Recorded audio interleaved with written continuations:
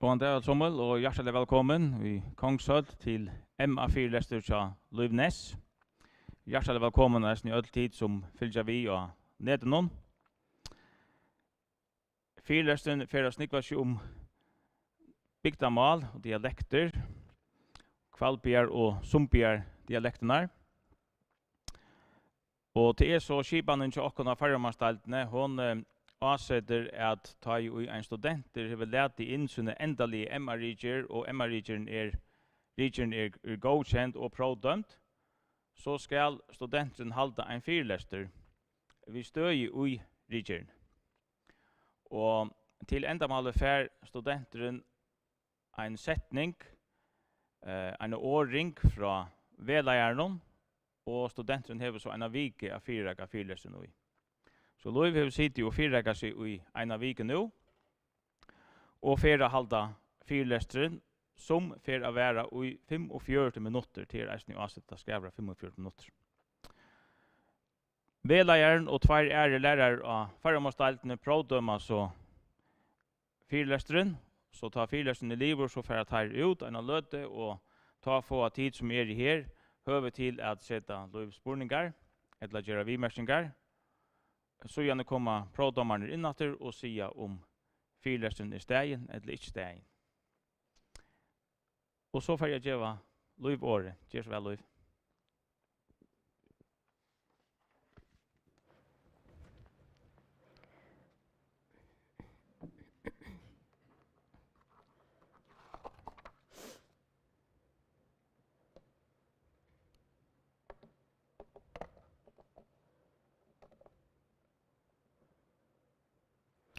Ja, takk for det. Fyrlesteren bygger av fyrlesterevne hava føresk bygdarmal og en framtid fyrir seg. Fyrlesteren byttur sundur i tjejparster. Første pastor inngengren her grøye fra fyrlesterevnen. Annar pastor en stutt løsing av mine drøymeie til masterrigerna, kanningar av brøydingon, i sumpjar og kvalbjar dialekt.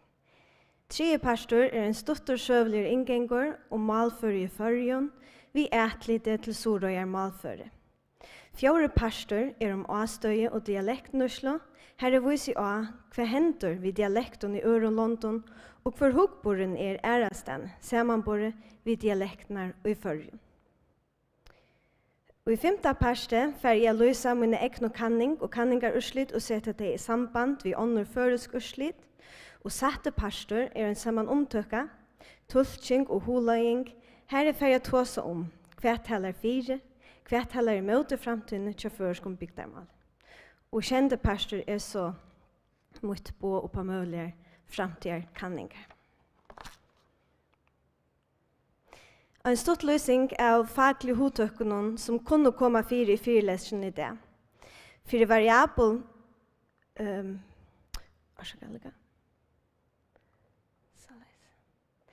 fire variabel bruker året brygdel, og fire variant bruker året brygdel. Jeg velger å bruke hodtøkkene malføre og dialekt, først om anna som samhøyde, og hodtøkkene to equate av enskon og utjevne av danskon, har vi endurgivet vi at jaungjera eller at utjavna. For danska årets språktrekk velger jeg bruka maltre eller maletkjenne. For hodtetje ekstrem etkjenne bruker jeg vugong trø, men ekstrem etkjenne kunne også komme fyr. Som til dømes gamla uttalan for jenta og ikke jenta, som mest vanliga uttalan i det, altså jenta. Ta viser jeg døme vi bøkstaven i skriftmannen endurgivet vi spørskonklombrun, til dømes leo mellom skakstriker, og kolon ui, jøskriftene kjenda longing av jøvnen som stutt eller lengt Jeg har valgt å transkribere mistjer uttalene i åren som JEGV, GJEGV, ikke DJEGV, eller ved jøskriftene. Ja. For ensko hodtøttene, overt og covert, bruker jeg åpe og fjalt, som til dømes åpner eller fjalter normer. Og i iveskriftene har føres bygdarmal øyne framtid fyrir seg ligger. At framtiden til bygdarmalen i fargen overvis. Ja, kanskje løy vi meg enn ta å si høyt. Målet brøytest alle tøyene, og førske kanninger viser at brøytingar farnar fram i førskon dialekten og er vant i fire at ymse bygdarmalene i førjun, vikna og kvørva. Tøyskil med i iveskriftene som setter spørner til ikke med framtiden til bygdarmalen være rettvisa, ja, enn ta neioa. Utgangsstøy så statt grøyt, at brøytingar færa fram i førskon dialekten og ymse bygdarmalen, men spurningren stendet då etter åsværaver om de har en framtid i seg. Jeg fer vi min fyrlester i det en røyna sværa spurningen. I førjen tåsa vi først. Vi tar miförska måle som i høveshøyt om bytj av måle kring høvestegn og ligger tatt opp et førska skriftmålen. Samma miförska måle ta måle og vi undervist ui innan skola gått i førska skolaversen. At sett her som miförska måle vi drøyga i bygdarmålen, og er kjent som dialekter. Som vi halda at dialektene avhåverder, tutar vi som målses fjellbrøttene, Annor halda at dialektene viser gamle stabundne former, og som vi halda at dialektene ikke avhåverder før enn tar å kvørva. Annor skjønner mi ført fram at dialekter har nekka vi stabundne samløyga gjøre. Om jeg skal genge ut fra tog skjønner mi at dialekten har nekka vi stabundne samløyga gjøre, så knyter dialekten til en øynstekke et en geografisk sted. Om jeg skal svære spørningen i iveskriftene, vi har som skjønner meg i hoa, vil svære mer av sosiologisk avon heller enn målslig. Det vil si, ut fra hvordan vi ber oss ser man vi øre mennesker. Ta snurta seg om øynstekke malbrukeren i en sosial sammenheng og en avmarskaven øk. Og det så, at dialekten hever nekka vi stabundna samlega gjerra, mest det somleis at dialektnusla ikke kan granskast isolera. Tui, hun jo pastor av en sosialun sammenheng.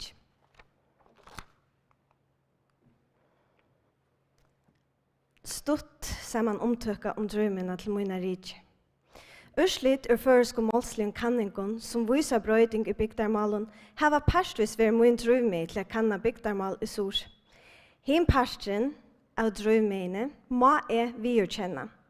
Brennande eldtove for dialekten og en blanding av at begge omma og abbe min og fægir at og atta og sumpa og kvalpa, men jeg selv oppvaksen norranfyr. Tara Malnusle hever alltid hodig med, tog hun var ørvis i min. Og i min vaksna løyvi har vi nu bosett meg i Sorøytene, og etter at jeg var boløykast her nøkker år, jeg enn mer romnabunden av imso dialekten i møte det og daglig. Men, lyga hotigen i lyga ørskimla og storen jo hvers dialektene nu må megna at varvøydast og i sin charmerande hemme, og ikke så vi og vi være utjavner av økonomiførsk. Og en kan kanskje si at hendan observasjonen av Joshmar i vrøyna tui har gjort slutt til at min innare soringur vakti ahoan for å granska og dialekt.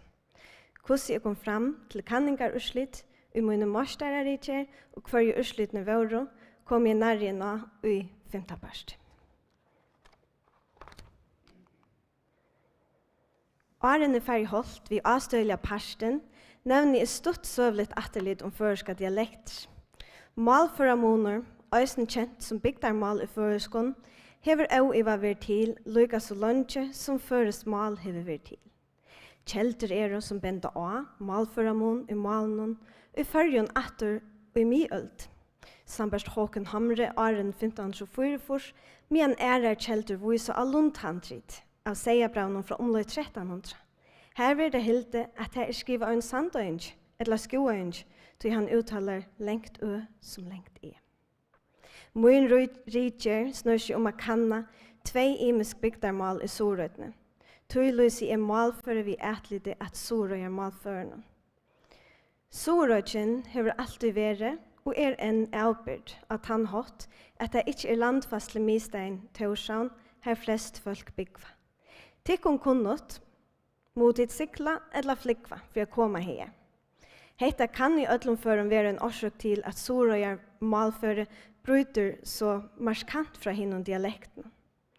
Og i en kanning om kvalbjermalføre, tja Jespersen og Arke i 1945, valgte de å kanna om bygdamalene i Sora og Jaungjørast, og komme ut fra sin kanningen fram til den nye støvå, at det fer en utjavning fram av føreska bygdarmalen i Kvalp.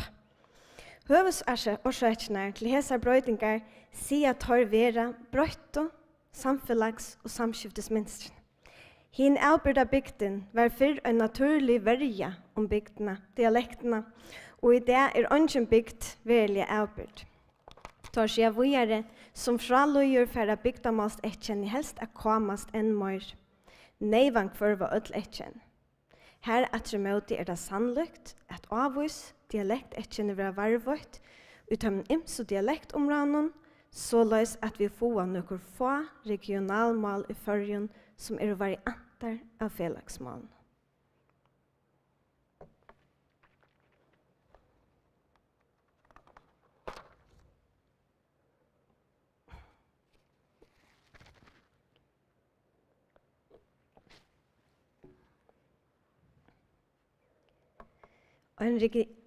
En regionalisering mestur saman omtidje at det små måneder mellom dialektene i en øke kvarva, såleis at malet fra Lujast Møyre i en større øke og blir til et så nevnt regionalmal. Anso omheimren vi det fargen pastor av en tøy som negv avvirka av urbanisering og globalisering. Og en heime her folketallet vekser støvut sammen ved større folkeflytting, bæge til og fra og innan og utanfor landamørsk. Folk, mal og dialekter renner sammen ur ødlun herashodnon. Og her hendte det mer enn så at dialektene kvarva og for at lujjas tøymon i økjennom som det kommer til.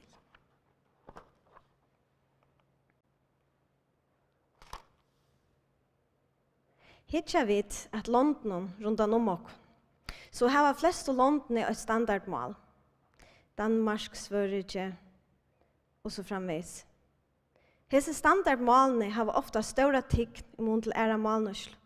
Og i Førjun og Norge ikke standardmal, og malnøsland øysni her etter vi imiskon dialekton og som det aller beste som onker har digit til, vi livande dialektbrukare. Men det en verløyge at i London rundan om okkom vi standardmale vikna dialektene. Vi kunne vise at det som fyrir fram i Danmark, som vi så ofta samanber okkom vi, altså nekvun øronøk. Her dansko dialektene nærum deir, Sambar Tori Christiansen, professor og granskare av Universiteten i Kjøpmannahavn. Det ikke alltid vel dømt til døgn og høyres i utsøkene, men gransking viser at såles verløy. Nøkker eldre tås at det kanskje enn, og så det regionalmalene som etter. Avløngen han at dansko dialektene ikke livet vujere fra de eldre og i jøgnen ungdommen. Christiansen sier at verløgjen at største ødelbøten vil opptryen til at hos har rødgjestangst, til det vil se som det mest karriere og fremjant. Og han viser også hvordan man i Danmark har største blindan, om man vil, og i et danskt standardmal har prestisje, og hever hette haft visse løyte og ikke rom for målslig fjølbrøyt. Han selv ur Norge, Tore Christiansen, så det kan kanskje tidligere til Syndermark Hotlet at onker i Norge har så større en tørv av å stedfeste dialekter i danska røytsene. Men det som hun damer av viser av sammenbindelsene mellom Danmark og Norge som malsamfunnet, som et slag av rævo-kampanje om man vil. For at mulig skapa motivasjon og få evne om dialekter av bredden i Danmark. Måneder mellom malsamfunnet i Danmark og Norge at i Norge stola og løyvaskolen målslig fjellbrøttene, medan det i Danmark i lenge tøy har styrst og en sånn av malbordet, og målslig fjellbrøttene har ikke vært virusmett, for det kan skal være om man var bort.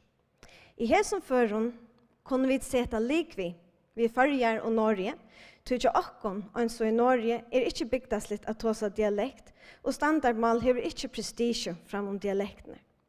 Men hva det så som gjør at standardmal vil hilde av være mer tikknarlitt eller prestisjefullt at tåsa mot dialekter? Sambar Sjekvan Jakobsen kunne i ødlom føren tver årsaker takas til omhugsne. Den ene kan være at skriftmålet i Førjen og Norge er ungt, mot til andre europeisk mål. Det vil si at målslig normering og standardisering er ung fyrirbrygde i Førjen og Norge. Og tog vi vån vid målvariasjon.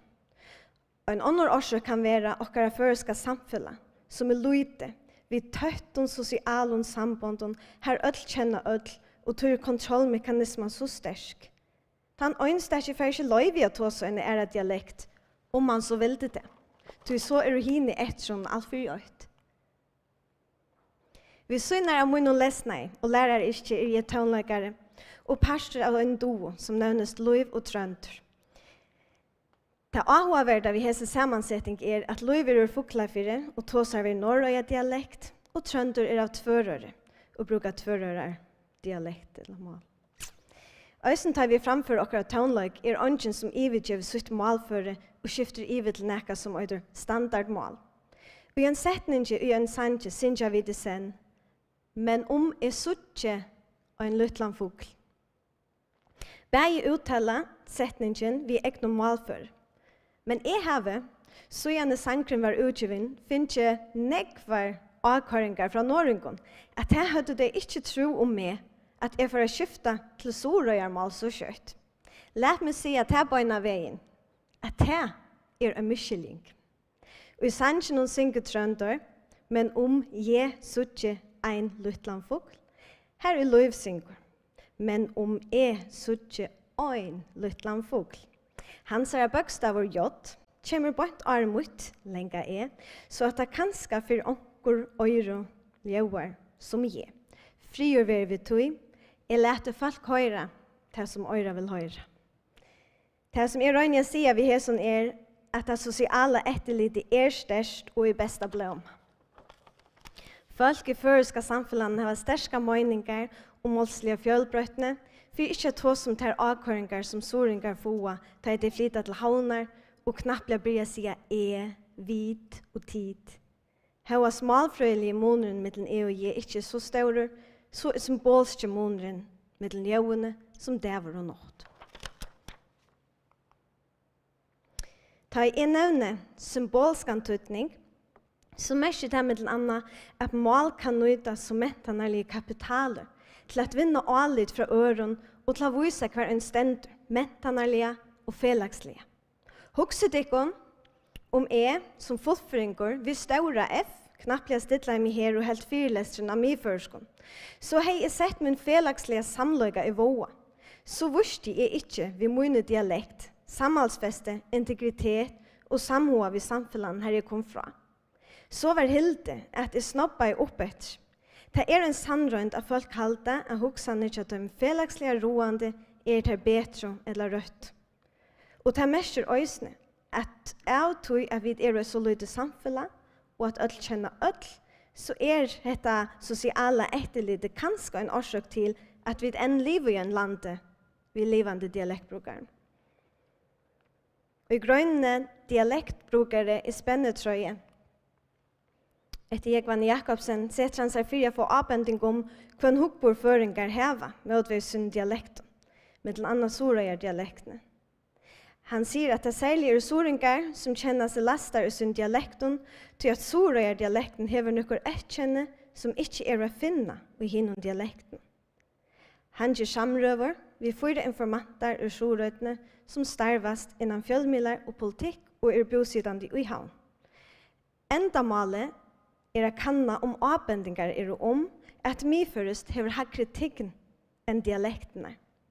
Han stedfester at dialekten til folket som flyttar til høvestein Torshavn hever lindet til å forska seg mot myførskon, og at han lovfallslige tikkenen myførest virkar lokkande av tilflytare ur utgjørnen. Videre sier han at det særlig virkar som soringar har en større sosialan boa, eller at de kjenner større målslitt sosialt trust enn ånder norranfra.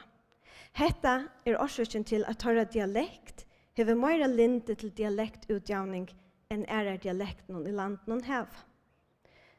Vi grønner sier politikeren og sjorødene at hun vil ta seg rett først da hun uttaler seg allment. Journalisterna av 2 sier seg vilja ta seg rett litt først da hun uttaler seg allment. Det vil si at det samme som at det knyter hodet om hva er rett i samband med mig først.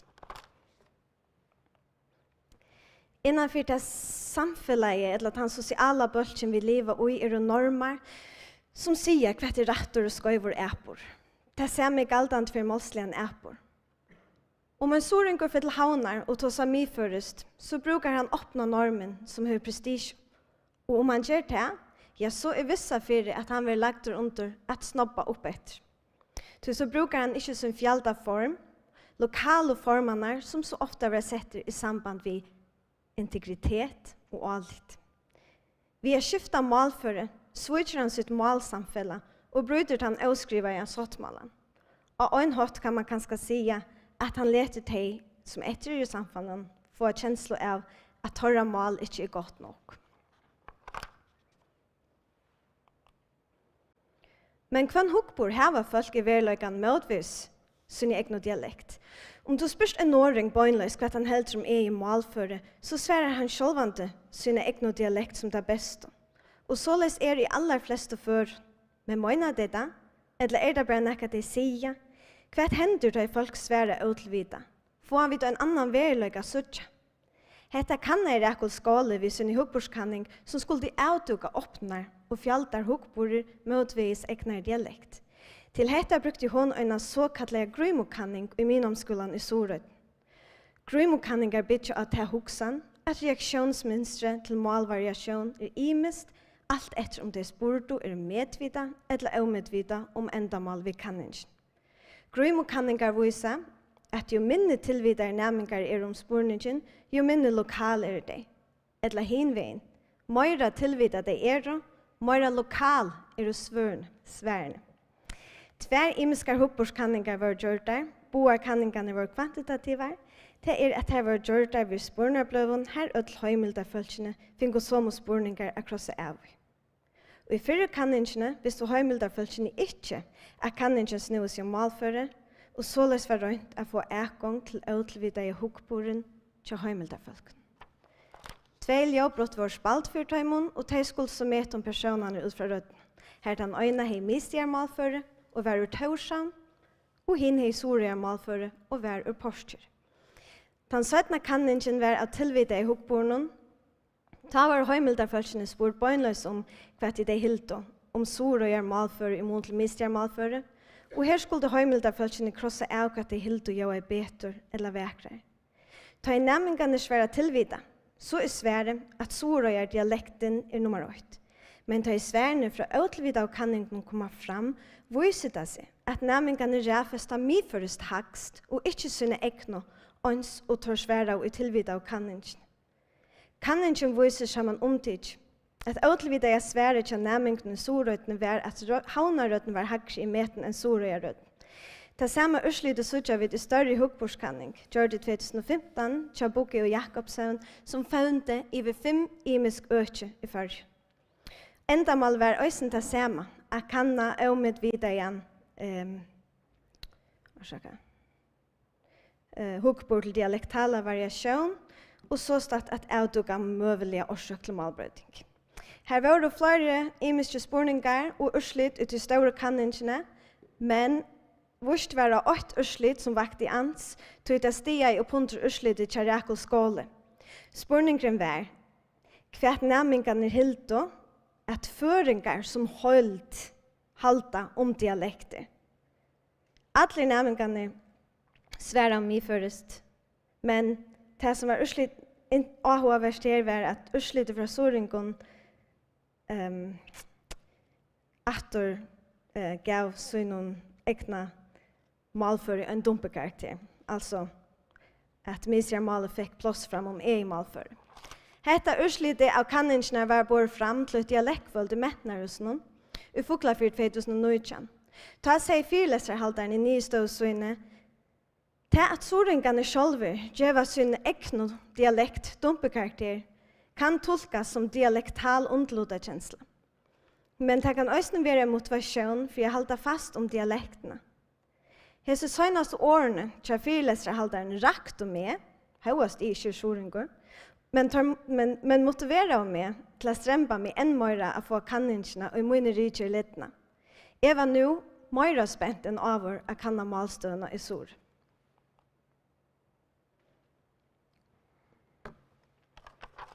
Min riker bygde ikke av en hukbordskanning, men var en riker ved samfellags målvisendaligen hottalei.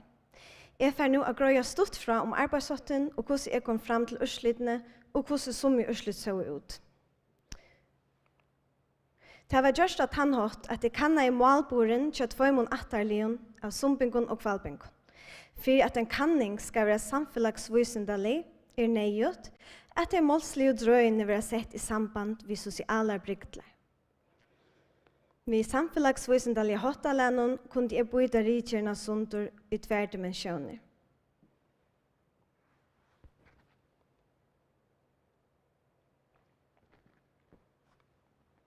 Ein lutvist alderslian parst, gommel og ung, og lutvist landafrøylian parst, kvalpingar og sumpingar. Hese dimensjoner var sammankopplager i en endalige nystøv. Årsikken til at jeg valgte kvalpa og sumpa var til at jeg valgte den sista parsten og den norrasta parsten i Sorøy. Det mest at jeg rønt jeg kanna og monor vær av dialekten til de yngre og eldre heimeldarfolkene og om brøytingartilgången imisk i Hesenballbygden. Jeg setter meg trutjar høvespurningar. Hver brøytingar suttjast i gongtene fra eldre heimeldarmann til yngre heimeldarfolk. Brøytingarna imiskar i Hesenballbygden talan om de vigång til drøyene som vikna i baundialekten.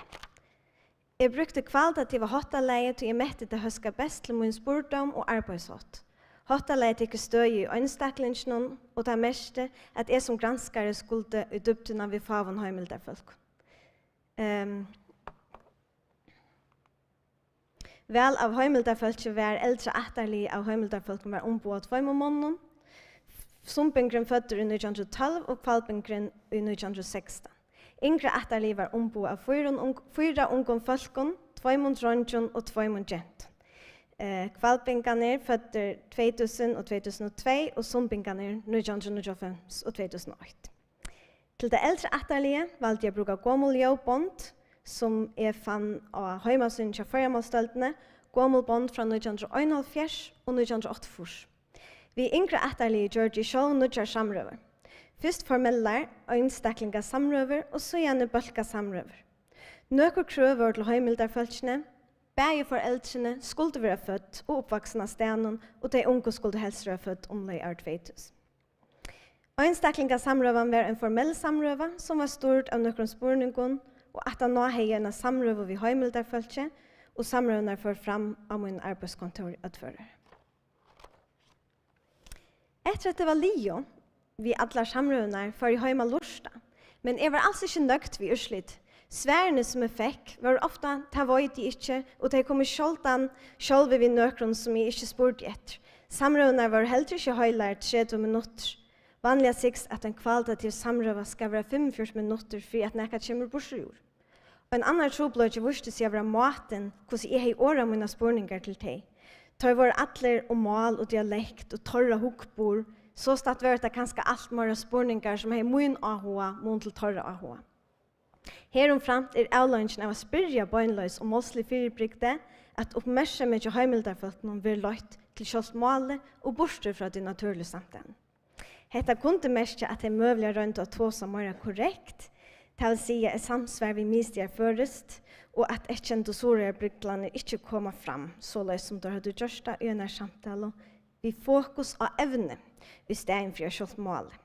Det var også en avhøpe, at jeg grøyde dem fra, at jeg skriver en MR-riker, til nå var det medvidet om hva kanningen for å snikpa seg og det kan ha haft visser at jeg var strømpe etter at året i Ørvis. Kanskje hadde jeg rundt å ta seg på omkring måter som de har hildet med vilje høre. Jeg gjør det av at jeg har gjort en formelle opptøk, så kunne jeg røyne ved en uformellere om det var kanning og i målen ta. Ta sier vi det at jeg skulle ikke snikke seg bøgnløs som dialekter, men bare ta seg flytt fra livrene. Og at hesa først skulle det komme å være 45 minutter, og det komme å være 2 sammen. Og det gjør det at vi fotler til at man har naturlig pratingarmal, og tar man fettler til et naturlig pratingarmal, det ofte at man i opptøkningen for just tar brygdlander som man løyder etter.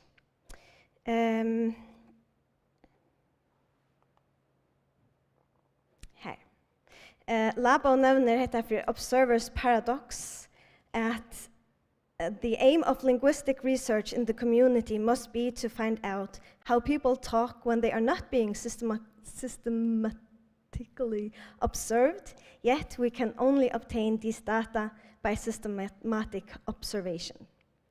Ekklare ansøkning til stier, begge i øynstaklings- og bølkasamrøven, men granskaren kan minke henne om høymildarfølsene i bølkasamrøvene og være fengt i av omkring samrøvene. Og dette hendte, og jeg fikk spennende borsjord. Dette var bryklarna som rundt jeg kanna. Personsfornavn, skjoldjå i heringavøygar støvo, fire settingene til og fire, det vil si sødde de je, eller hødde de i ending, altså ågår heie, eller ågår sjeie, fire settingene til og fire, og hiatus, og til tikkene som ikke vet hva det er mestjer, så dette hovedtetje at de enten har ved-innskott i frambornen, eller ikke. Altså sødde de til dømes søva, eller sua. Og i rundt jeg kan G forstungeljå og GJ, altså sødde de jenta, sødde de gekk, eller jekk, ginke, ginche, eller jinko. Sødde de NN som DN, ånne, eller åttne, sødde de ø som y, køstur, eller kustur. Sødde de seidjan, eller seidjan, sødde de lærere, eller lærere. Det var sånn ikke bare disse årene som nevnte det her som var kanna. Men dette var det brykler som brukte om det en måned å transkribere eldre opptøkene etter, og så gjenfor jeg transkribere samrøvene ved yngre atterlig, for jeg kan etter om brøyting hver i avvis og bryklene. Jeg vidtgjørte først bryklene til eldre atterlinjen, og sammenbærer ved tilfære til yngre atterlinjen. Etter dette sammenbærer månen med bygdene, først sammenbærer i eldre høymildamennene og kvalpa og sumpa, og så gjerne høymildarfølsene og kvarjere bygd. Jeg får vise av noen døme om en lytla løte. Jeg sier bare lykke Aren at ut fra utsliten i min kanning kan stedfestes at malvariasjon i malbrødene. At malbrøding færre fram og i noen avvis som brygtlån, og at talene om det ekstreme drøyene som vikner. Men det imist hver drøy brøyt i hessen på imisk og bygdene. Utsliten viser at de unge i sumpa har mindre brøyting i malbrødene enn de unge i kvalpa. Til dette kunne årsøkene være nekvar. Nå kan det være at de bygger 60 øyne og lodfallslige mer avbyrd enn yngre atterlige kvalpa, som tettere på min øyne i Sorød. Det blir også til å spekla som og gongene i eldre atterlinjen. Her minne brøyting i malbrødene til eldre sumpingen og imot til malbrødene til eldre kvalpingen. Man ser eldre kvalpingen variere til miføres nekra ferier som tan øynast av ødlån. Han var sjåmøver, og han silt større part av løyvene, medan eldre sumpingen har arbeidt som vidapassere i Akraberg. Altså skal fyrværende være tid til fyri at det ser imest hvordan torra mål og østning har vært kontakt ved andre mål. Öll hinn i høymildarfølsen som skifter mellom i malbrødsjonen, skifter mellom bygdamål og sorøyarmål, men ikke ut til mig først. Vi hese målvariasjon mestjer at de skifter mellom uttale av årene. Her viser jeg av et døme om målvariasjon mellom mig først og kvalbjørmål. Vi hører, eller sødja eldre kvalbjørn sier, og ta lov og går inn i Spitsbergen og grev av kål. Og 1. september tar jeg krutjebrast men vi fører ut etter å fiske. Det vil si at vi tar åker og vit i samme setning. Og her dømene under gentan og drongren og kvalpa som sier at de slipper ikke for en åker færne sted i hestferne, og drongren sier altså åker før og her og nese. Og så svært at jøkken gengande jøkken atler samrøvner, at de var øyla konsekvent i sønn og male. Og så har vi sumpjar drongren og dømme om ved-innskott i frambordenen, og ikke. Han sier, jeg vet ikke ordentlig hva det atle, men jeg regner å gjøre det så godt som mulig, så jeg har mer møvo leikar, ta jeg øynene for at jeg gjør et eller annet. Så igjen har vi et døme på malvariasjon til malbrøyting. Her talan om malbrøyting, og ikke malvariasjon til vi sørger en gamla lovd som ikke i malbrøyting og møyre. Hun horven til yngre etterlinn. Døme som vi viser av her kan vise seg å være rettelig avhåverst. Her har vi funnet en uttale av fornavnen åker i kvønnfallet. Uttalen som jeg har forventet funnet av fornavnen var åken i kvønnfallet. Han sier, men hesten her en så nevner han et navn, som høtte for husene til åken. Og så sier han 17 i døme 2. Og det var nok så stort litt for åker som overvidder, for at ikke etter ta det målet, ikke for åken. Gentan sier, og så begynte de å skrive til vårt til åken å få nekra notater. Jeg fann ikke fra dronjen, men spurte etter samrøvene svereren at han brukar øsne åk. Men dette kan være døme om til eldre heimelderfølt ur sumpa, framvis brukar åker i kvønnfallet, og henda uttalen hever vanlig til de eldre etterlinje sår. Eivind Veie setter en skipan opp, her med anna uttalen åker i kvønnfallet sutja.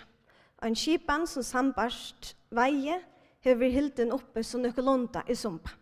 Men det tydelig at yngre etterlige støvet sier åkon, og du kan jeg ut fra mine kanning vi fyreværende sier at det malbrøyding.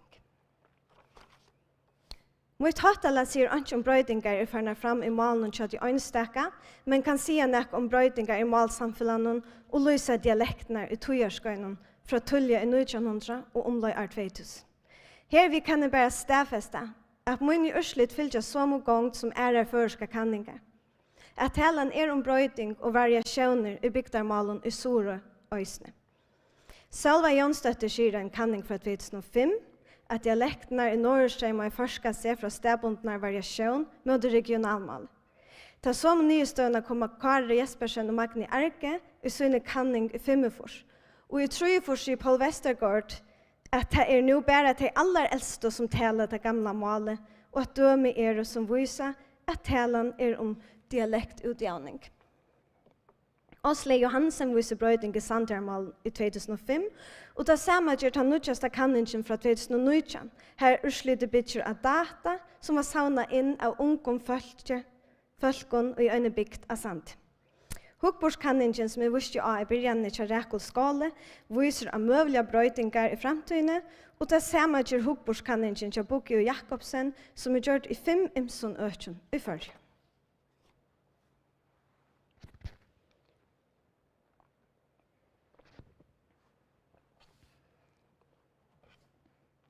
Vi har stedfestet at utjavning for frem, så må i øyne røyne at grunngjøver 4, hvordan og hver årsøkene til dette kunne være.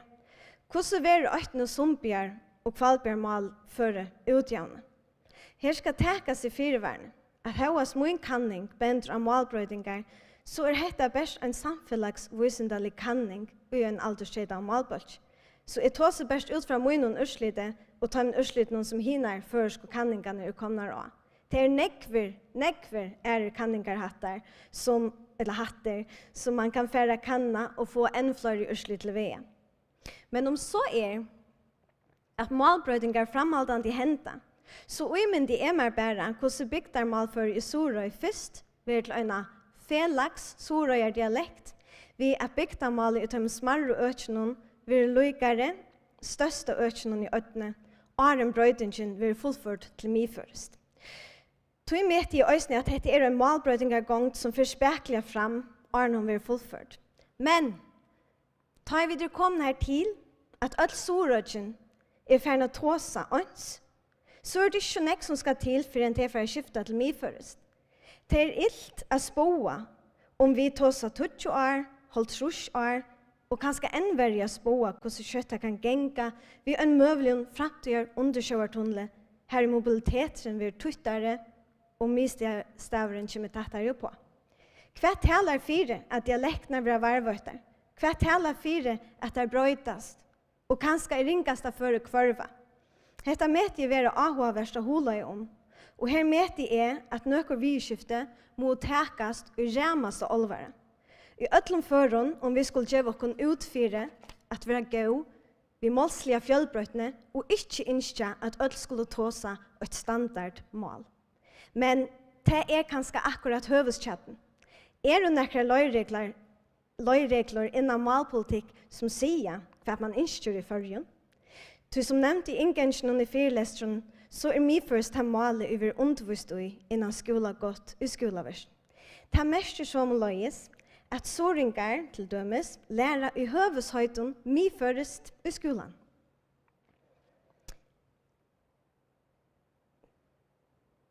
Tui at det målet skolabøkene skriva gjøre.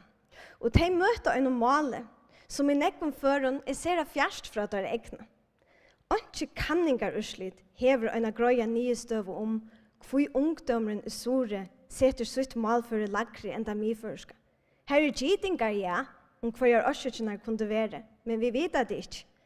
Om imisk og etkjente målførende ikke vil sett av bredden som pastor av undervisningene i føreska skolaversen, og om målføren til imisk og målførende ikke vil lofta rett i øyne førest undervisningene, så kan huksast at dette for at det var visser at hukkboren til de unge om sitt egna målføre for at bli oppatter negativ.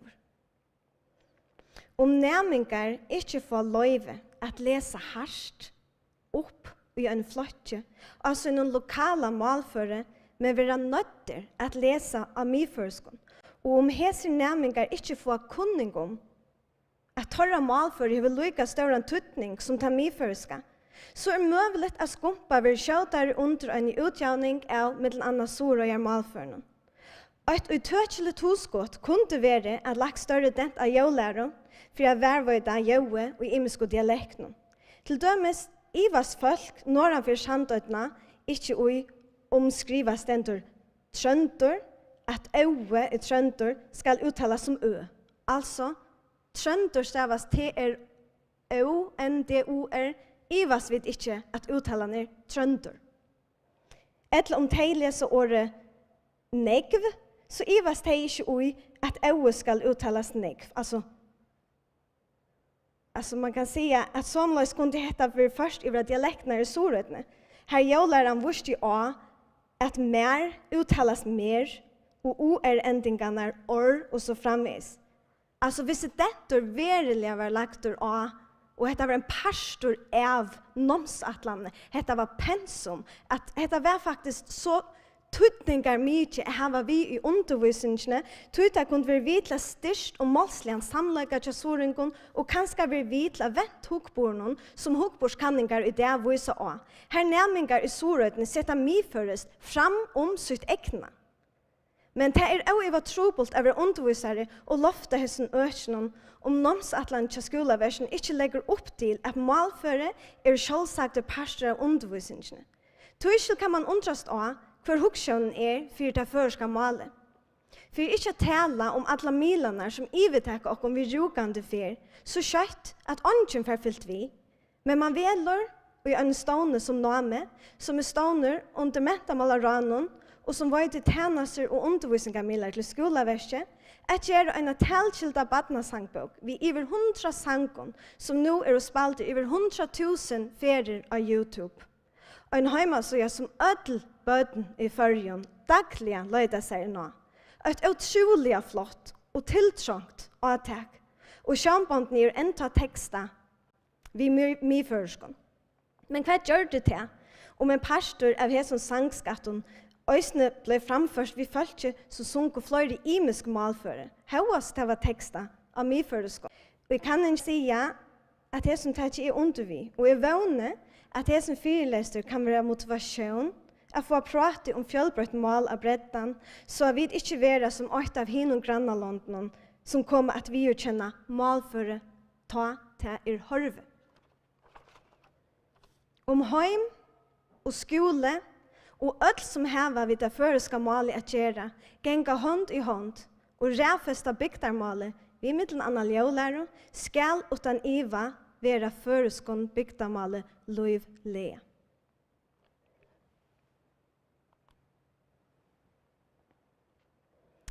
Det har vært avhåverst at finne svar på hva det som utjavner bygdarmalførene i Sumpa og i Kvalpa mest. Det medførest, eller det sorøyer framborer som åter seg inn i malnusslene, eller det bæge, eller når begynner man å suttje tekjen om malvariasjon? Det kunt man kanna. Kanskje vi har gjort en større kvantitativa kanning her færre vær i folkeskolen. Og til dømes fyrsta flotje, femta flotje og nuttjenda flotje, eller i ødlom flokken. Og da kunne vi også vært affære atter ut her som og bygdene som hes i heimelderfølsene, og jeg har kanna.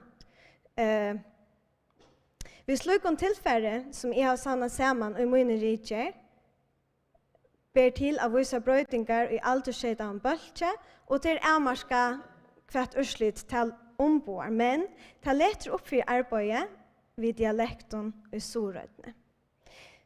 Vi hesen åren sier takk for meg.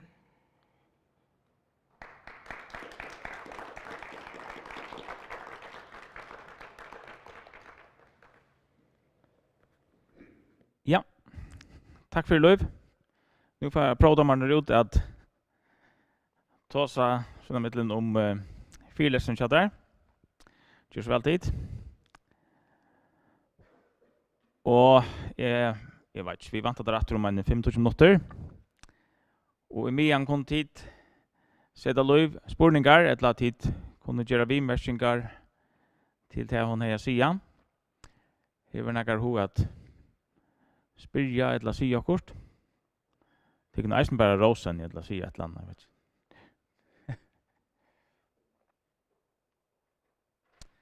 Ja, Birgit.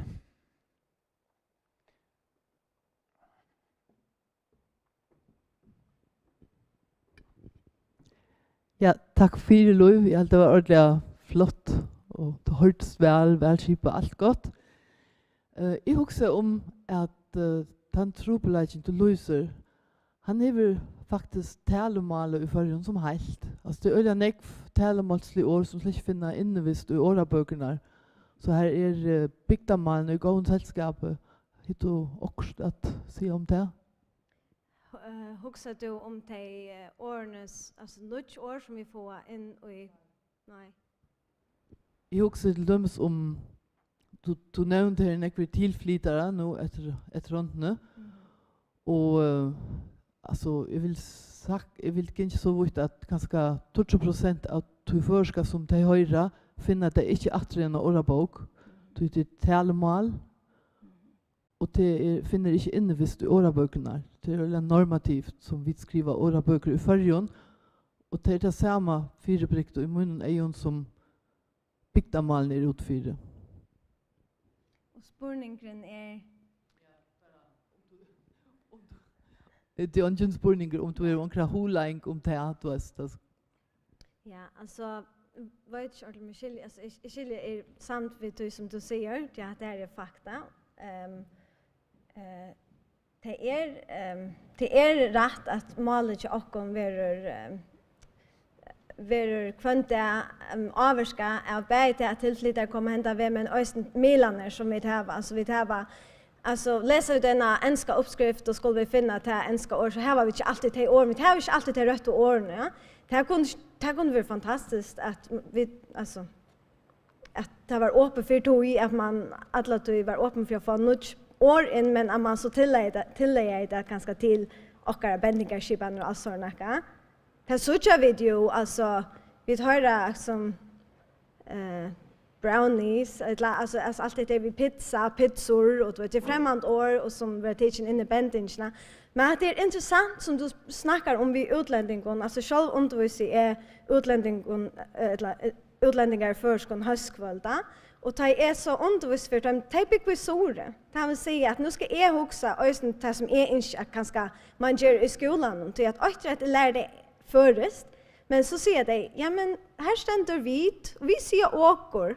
Så akkurat som tann avbjörningen här är östne att åkara mal har en avbjörning av negbonfronten. Ja. Vi har alltid att Birgit Eisen också om att vi kanske har en norm för det förre som är så trångt att först till målet vi tåsa till dagligt eller där imiska variationer som finns runt om i landet få runt i förskon eller kurser så just i åraboken. Skulle vi finna någon skulle vi arbeta vid åraboken så att det var större som mer plats för variation och kanske en dialekt. Ja, det är ju öppen för oss. Jag har nu undervisat i min skolan i Sorøt nu och de har ofta nämnt att de letar efter forskjellige åren som de känner och som de brukar, men de säger att de finner det i åraböckerna. Och att de nämner det och att de tar det fram, det märker oss det att det är betydning. Alltså är ju en part av en samlöjde som inte existerar. Ja. Eller att en samlöjga, orsaka. Ja. Den målsliga samlöjga. Jag vill lukka för just när upp i annars ändliga markering om det här spårningar. Du nämnde jag börjar vi också om kvarja bröjdingarna våre. Alltså kvarja bröjdingar sast du först du också om kvalpingen och så sumpingen eller tejo sump och kvalpa. Kvarja våre bröjdingarna kvar hämtat här först börjar till att se något om det i dialekten. Kvar slä av bröjdingon. Ja, alltså det var alltså de äldste alltså de dröjne alltså jenta gera jimbolam de som har här i jod för uttala för g. Tar brygplaner tar kvarva. Det var där borster sambart med kan som tar var helt borster. Men här var en jenta och som säger pappa säger han brukar det än. Det är ganska synd och avhåverst, hvis man huxar om det, att det ganska har varit från attarlinjen till pappan. Alltså hon är en pappa som, hon säger pappa ser en jäckor och jimborlamp. Men det inte har det. Så akkurat som ser man en lite center kvar och i processen det minkar. Ja. Det var inte min svär. Jo, det var avhåverst. Ja. Ja, Jonas. Jag hade det var en så avhåvert fyrlester. Jag kom också om att jag var vid till ett badnaparlament i danska folketinget för en 20 år sedan. Kvar badnar öllon Danmark och Färjön och Grönland var till stigar än det och så minns jag att allt var just det så blev en gammal folketingslimer som heter Christian Meidal som är gott känd i Färjön förresten fötter och förre. Spurte om fyrvärande former för kadisten. Spurte om för att han helt om det. Och ta svära en att det som han helt om det vet att det var spett att öll tåsa det samma mål. Alltså om du kommer på Bornholm eller att du kommer Sjojylland, Norrjylland eller kvar du kommer fra så tåsa det samma mål till det var inne i Kristiansborg och ta ska man tåsa det rydsmål så är. Annars hade jag själv varit att nu har vi varit norrfjörs i en 30 år att hetta vi att varva det såna dialekt hever näga vi integritet att göra samlagan och hever man en stark samlagan vi såg hitcha den någon så vid du det att det till dömes några öliga markanta solingar som har varvat som mål alla tøyna och lukka till det i färne gröna. Men det är andra som är öliga tjåta alla i många och börjar tossa ett tilliga mål som inte gang är mystiga mål men akkurat är synder förlor. Och jag vet inte om det är en snobbaroj det hade inte ganska men det menar det är man vill tilliga sig och ge öllon till viltar och istället för att man ständer på sin integritet. Jag tycker vi inte årabögna varva dialekterna. Det här är inte samtidigt. Alltså det som kan varva dialekterna till är att man får diska fram till känslorna av att ha en starkan identitet, en starkan samlägga mest till att du eisne och John Attlöv kan tåsa ditt egna mål. Jag vet inte hur några suger jag vill upp av förskon i imskon hövun som skriva av skriftmalen, men till ånga det än kommer för jag har sagt vad ska säga ge etla vit tar det sender åker. Det händer per automatik för en affär och det kicks ånga då. Och det bara tegna på att man eisne mentalt inställa på att detta är mitt mål, detta fick jag i vecka och detta att jag varveta så långt jag kan som man gör. Så det är diska handa samläggan till det som är viktigt för att vara vita dialekterna. Och absolut skulle det. Kan jag lägga spela till ett attor? Då du säger att du helt inte det om att snabba upp efter, men det är mer att tillägga sig efter. Kvar kommer så härifrån? Alltså, hur man törv och att tillägga sig? Ja, nu har vi haft en kone som arbetar i Badnagaren, en partatøyne. Hon i havn. Och till är vanligt att du tåsar ju bort. Så tillägger du tøyt mål till badnamål. Alltså du kan gott finna på att bruka det sevroliga orden som börn brukar. Men här är nästan brött sig mål till att tåsa till mål som de säger. Alltså de säger inte åker, men de säger vit. De säger inte ge, de säger och tog bröden då och tog höpen här. Alltså rent arbetsliga. Så det är spurningar om eisna vara tillägga, men att soringar som kommer norr fjör och har varit tror jag förra månaden blir att ta så normal. Det har vi alltså jag har öle inte accepterat det. Jag hade det i mun och öle för gott. Och det är som om man inte vill stanna vid det som man är. Ja. Och akkurat till att det som du snackar om att man tillägger sig efter det är ju också en hel teoriusation som heter ätlängar avstöj du vet och det och henne skiljer 100%. Vi färdas alltså imson paddlon i löven. Vi är då arbetsmarknaden, vi är fotbollen eller vi är kvar. Och så hvis vi är mellan ungdomen så snackar vi röna vid att tors ätliga kon till det. Men det som är huxe om nu man från början av som ger öll bevisst om att det är tid vi lever alltså i en lande. Här vi vill ha fjällbrott mål. Och det är pura naturligt att konan där som kommer in i badnagaren ska säga ja och hvis det så spyr jag vad betyder det? Men så lära det. Alltså jag vet akkurat vad du menar, men jag huxar att vi skulle ha en revolution för det att vi kunde värva det. Vi var nödt till att ta åbyrd. Och jag tar inte sorry mal, men jag säger nej. Men det här är mer kottligt hvis jag står här och säger aj och vad var det? Och i min fyrläsare för jag tillägga mig till hans här för och herrarna vid borgar. Så jag är bra till min samlägga eller min sattmala. Tvär av dem säger nej, men ja. Ja. Ja, Birgit har du kött?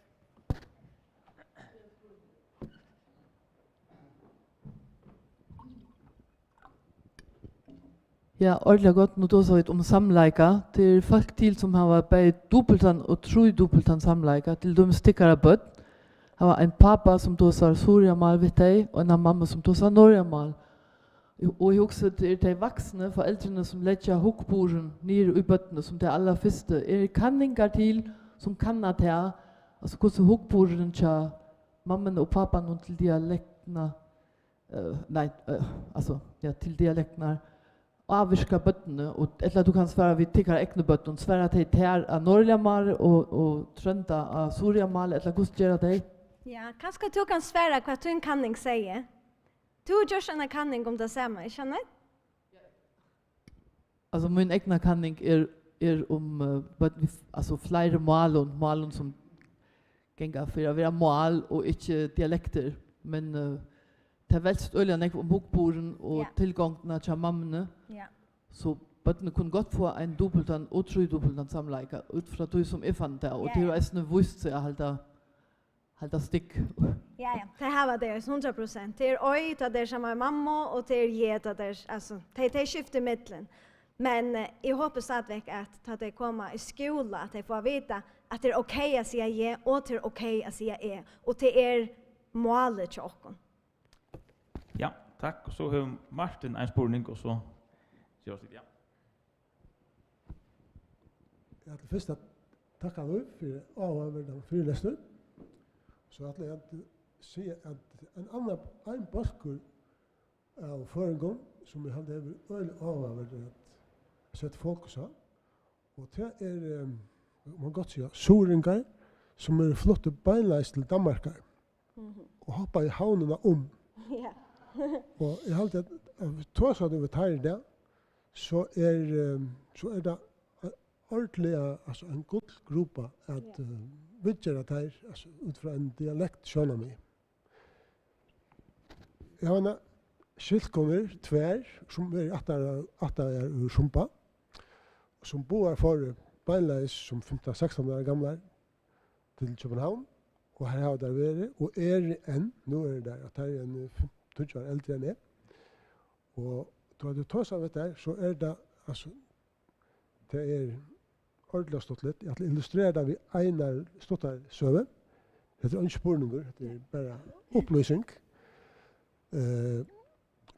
Kona min la rødsjukhus og skulle skjerast. Og den ene av søstrene som har vært jøkken sjuk og alt det der, kom inn av vidjana kveld 4. Og så sier det her, kjøttkona, vi Tore, du banjo? Du banjo, Tore? Nei, hun visste ikke hva hun skulle svære. Så sier hun, du, for helvete, det en oppi her, og han hjelper meg, kan han ikke eiste hjelpe til? At han får tvers til jøkken, altså, mønne og merk, og det klarer det bo her.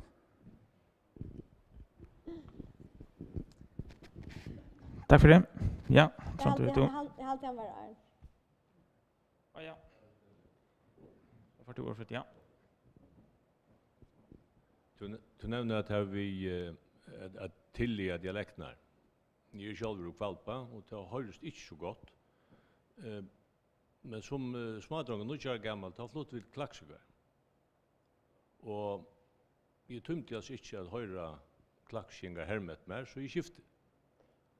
Det skiftet till jag var lika flätor som hade klaxskingar. Det ringar sig som var det var sommarferie till Kvalbjer. Hvis det tar glapp en klaxusvändning så slapp jag sannolikt att höra vid det. Så till hevnaga, jag är 60 år och jag bor 13 år i Kvalpa. Alltså du klarar inte att halta ta gamla dialekterna. Och så låg ett att du snackar om att säga jenta och gera och papmon säger det omgant. Han var född i 24. Amma mun brukte det heller inte. Hon var född i 1896. Så här det har inte varit det har varit sintur alltså nökur gjort det. Nästan kan säga som familjer gjort det. Det bort familjemässiga. Och så lika att du nämnde ju norra. Jag bor 5 år i norra. Här är en öjlig dialekt och där har 2 skriftmål. Och här är träd geva där löjve till att skriva dialekt. Och jag hade det en rävlig svans. Att du har inte några kvad det rätt eller skaft du kan nästan skriva som du vill. Det är inte något go lösning alltid. Och lika en lite stottla vi människor. Jag minns inte hur stan rita under en norskor där norska sjónvarp för att upptäcka en sjónvarserie utfrån en bok av en känd norsk rithøvende, og hun fyrirgikk et nok så lokalt øde i Norra, vi en øyla lokalere dialekt, og alle sjånleggerne lærte seg hese dialekten av einslist. Da serien var Leo, og kan jeg i sjånvarpnen, så funn det av at de måtte tekstene for normen. Så det var bara lugnt. Tack för det.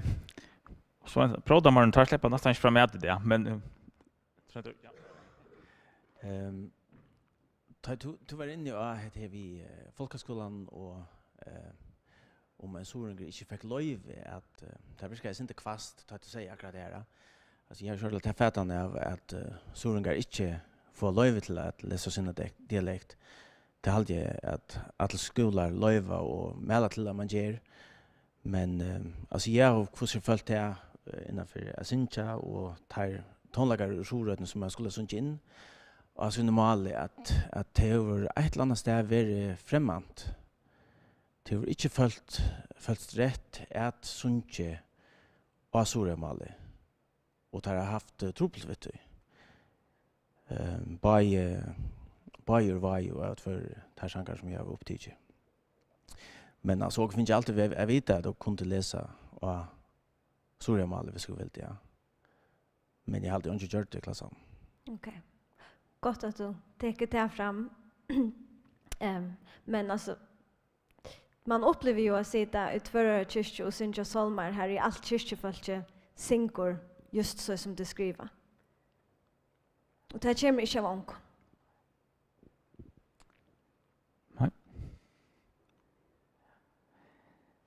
Tack för det. Ta jag säga att det pratar man just för mig att så vart det positivt, alltså det är gott att folk har spurningar och göra vimärsningar och nu har 70% hade jag time som är mött. Haft år och det är förallukt. Vi kunde kanske sport justera våra präster och att hålla pratika och dialekt, men det borde jag kanske att låta nå. Jag är färdig att geva pratar någon år nu och till Jekvan som för att läsa upp nyheterna från time.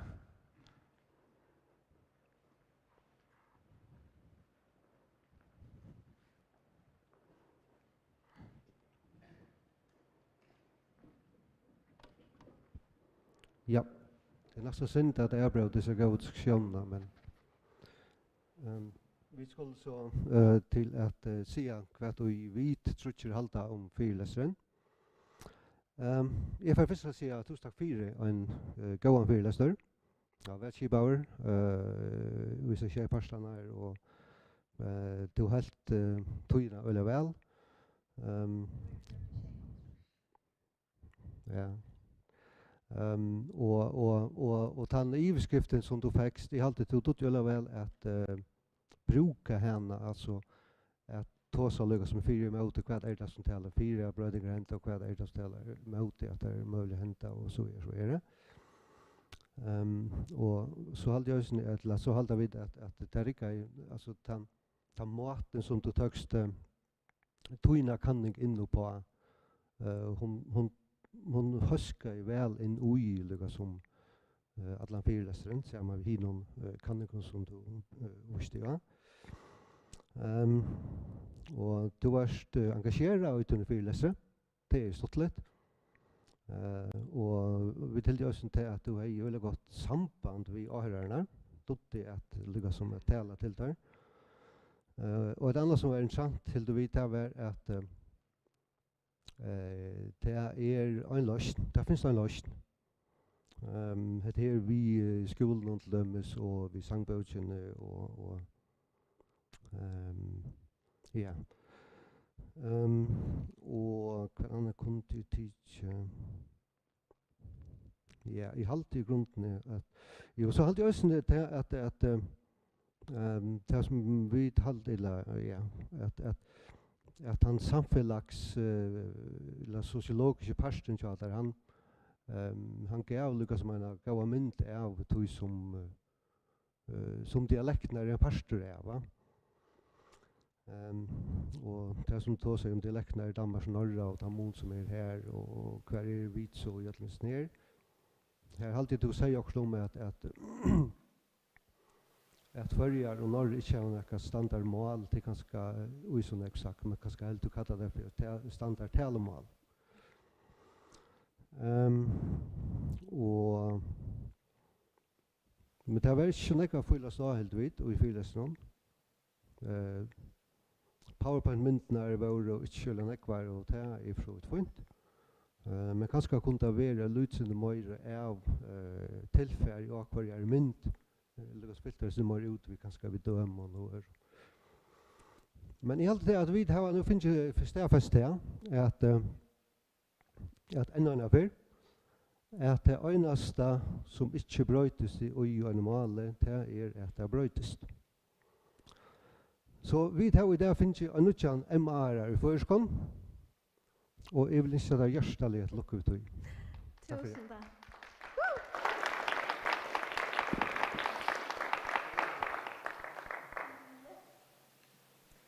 Jeg får lykke. Jeg skal nøyde høve at takke til Jekvan. Jeg har ikke klaret det utan til. Så det blir en øyelig spennende gongt. Helt fantastisk kjensla. Jeg har klaret det. Ja. Du hever steg, og jeg finner ikke at hjertet et lukk I eisene, og så legger jeg mikrofonene frem her og fører jeg der prekk på blom til seg.